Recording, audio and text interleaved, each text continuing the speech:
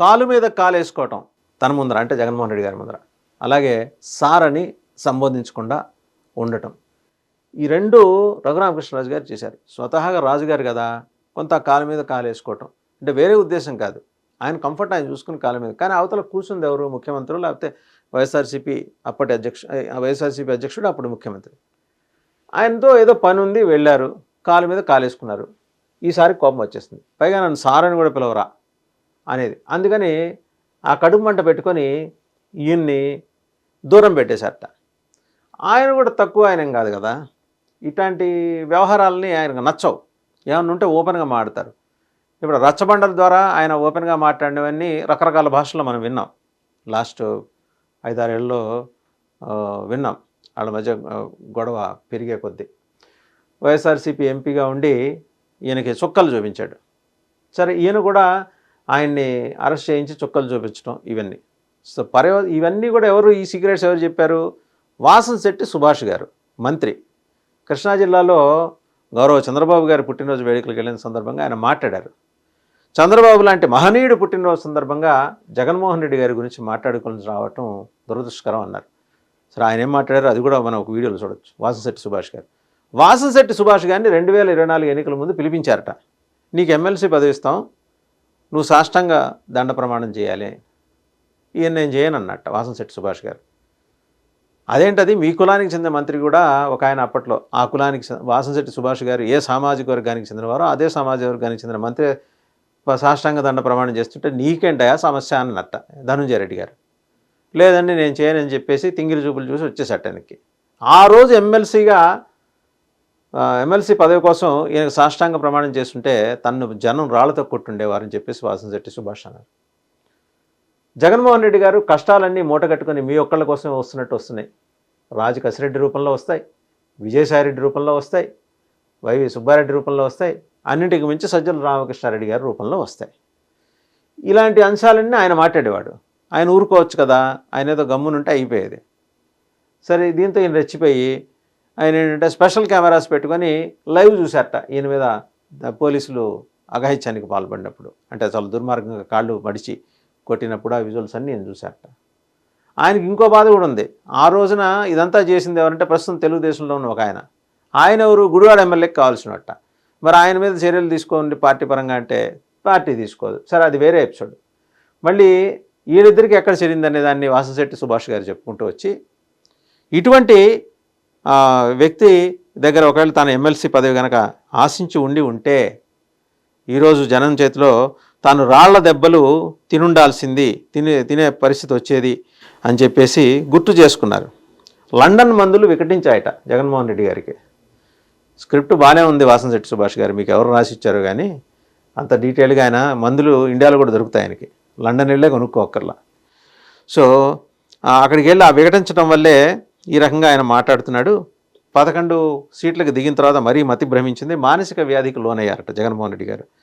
ఎన్నికల తర్వాత పిచ్చివాగుడు వాగుతున్నారు, మగవాళ్ళు అందంగా ఉంటారని పిచ్చివాగుడు వాగుతున్నారు. అదేవిధంగా కొనసాగిస్తే పిచ్చి ఆసుపత్రికి తరలించడం ఖాయమనేది కూడా జగన్మోహన్ రెడ్డి గారి గురించి వాసంశెట్టి సుభాష్ చెప్పేది. సొంత చెల్లికి సొంత తల్లికి ఆస్తి తగాదాల కారణంగా వాళ్ళిద్దరిని దూరం పెట్టేసిన మనిషిన వాళ్ళకి ఆస్తి ఇవ్వకుండా దెబ్బలాడుతున్నాడు. చంద్రబాబు లాంటి మహనీయులైన వ్యక్తి పుట్టినరోజు నాడు జగన్ గురించి ప్రస్తావించుకోవడం దౌర్భాగ్యం, కానీ తప్పట్లేదంటూ ముగించారు. సో వాసంశెట్టి సుభాష్ గారు చెప్పిన దాంట్లో అతిశయోక్తి ఉందా, నిజాలున్నాయా అనే అంశాలు పక్కన పెడితే జగన్మోహన్ రెడ్డి గారి వైఖరి గురించి తెలియని వాళ్ళు అంటూ ఎవరు ఉండరు. ప్రత్యేకంగా వేరే గంట కొట్టి చెప్పక్కర్లా. ఆయన ఈగోయిస్టిక్ యాటిట్యూడ్ తోటి ఉంటారు, అహంకారపూరితంగా వ్యవహరిస్తారని చెప్పేసి చాలామంది అభియోగాలు. అలాగే ఆయన ఎరిగిన చాలామంది వేరే రకంగా కూడా చెప్తుంటారు, చాలా మర్యాదగా రిసీవ్ చేసుకుంటారని. ఏది నిజం అనేది ఎవరి అనుభవాలను బట్టి వాళ్ళకి తెలుస్తుంది. బట్ తెలుగుదేశం పార్టీ కానీ మిగిలిన కూటమిలోని మిగిలిన 2 పార్టీలు కానీ సక్సెస్ అయినాయి జగన్మోహన్ రెడ్డి గారి వ్యవహార శైలిని ఎక్స్పోజ్ చేయడం ద్వారా. టైమ్ అండ్ అగైన్ పరదాలు కట్టుకుని ఆ పరదాల మధ్యలోంచి వెళ్ళటం, చెట్లు కొట్టించడం, ఇలాంటి విపరీత చేష్టలన్నీ కూడా వాసంశెట్టి సుభాష్ ప్రస్తావన చేశారు. అంటే ఏంటి, ఇటువంటివి చేయటం ద్వారానే జగన్మోహన్ రెడ్డి గారి ప్రజలకు దూరం అయ్యారని చెప్పేసి. సరే, రఘురామకి ఆయనకి మధ్య పెరిగిన గ్యాప్ని టీడీపీ బాగానే అడ్వాంటేజ్ తీసుకుంది. ఆయన వైసీపీలో ఉంటూనే ఆయన చేత ఢిల్లీలో ప్రెస్ మీట్లు పెట్టించడం, మీడియాని అలరించడం, ఇట్లాంటి బాధ్యతలు అదనంగా అప్పచెప్పారు. ఆయన సక్సెస్ అయ్యారు. సరే, తర్వాత ఇప్పుడు ఎమ్మెల్యే అయ్యారు. ఇప్పుడు మరి డిప్యూటీ స్పీకర్గా కూడా బాధ్యతలు నిర్వహిస్తున్నారు. ముక్కుసూటిగా పోతాడు. ఆయనతో కూడా వచ్చిన సమస్య అదే. ఈయనకి ఏంటంటే ముక్కుసూటిగా వెళ్ళేవాళ్ళంటే ఇష్టం ఉండదు. వాళ్ళు ఏదైనా చెప్పి ఇక్కడ ఏంటంటే ఓన్లీ క్వశ్చన్సే ఉంటాయి, ఆన్సర్స్ అవతల నుంచి ఉండకూడదు. One way కమ్యూనికేషనే. క్వశ్చన్స్ ఉంటాయి, వీరి కోటరీ ఉంటుంది. మొత్తం 7 ద్వారాలు దాటుకుంటూ వెళ్తే కానీ జగన్మోహన్ రెడ్డి గారి దగ్గరికి వెళ్ళలేము అనే పరిస్థితి అనేది వాస్తవం. అదేంటంటే ఈయన కాస్త ఎలాబొరేటెడ్గా ప్రజలకు చెప్పారు. ఎలా ఉంటుందంటే ఆ చివరి దాకా 6వ అగర్తలు దాటుకొని వెళ్ళిన తర్వాత కూడా చివరిలో ధనుంజయ రెడ్డి ఆపేస్తాడట. వాళ్ళిద్దరు కాకపోతే అప్పటి ఓఎస్డీ కృష్ణమోహన్ రెడ్డి గారు ఆపేసేవాళ్ళట. సో ఇన్ని 7 అంచెల వ్యవస్థలు ఉన్నాయి. ముందర Aadhaar card, pan card, ration card, తర్వాత లోకల్గా ఉండే లీడర్స్ నుంచి ధృవీకరణ పత్రం, వీళ్ళకి ఇతరత్ర ఏం ఎఫిలియేషన్ లేవు. ఇన్ని జాగ్రత్తలు తీసుకున్నా 151 నుంచి ఈ మధ్యలో 5 ఎగిరిపోయి 11. అంటే అతి సర్వత్ర వర్జయత్.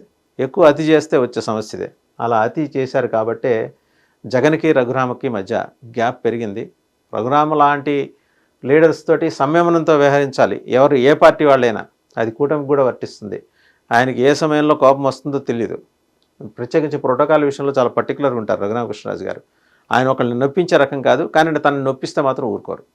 సో ఆ ప్రోటోకాల్ అలా విభాగాల దగ్గర ఆయనతో బ్యాలెన్స్డ్గా ఉండాలనేది జనం అందరూ చెప్పుకుంటున్నమాట. సరే, పోనీ జగన్మోహన్ రెడ్డి గారికి రఘురామకృష్ణరాజు గారికి మళ్ళీ ఏమన్నా రీయూనియన్ సాధ్యమవుతుందా? వాసంశెట్టి సుభాష్ గారు మరి ఇలాంటి అంశాల గురించి ఎందుకు మాట్లాడలేదు? అచ్చంగా జగన్మోహన్ రెడ్డి రఘురామ ఎపిసోడ్నే తెర మీదకి తీసుకురావాల్సిన అవసరం వాసంశెట్టి సుభాష్ గారికి ఎందుకు వచ్చింది? These are all the questions అండి. ఇప్పుడు అంటే ఆయన చేత ఎవరైనా చెప్పించారా? పార్టీయే చెప్పించిందా? అలాగా ఇలాంటివన్నీ కూడా జనం మెదడులో ఈ సందేహాలు నెలకొంటున్నాయి. చూద్దాం మరి ఏం జరుగుతుందో.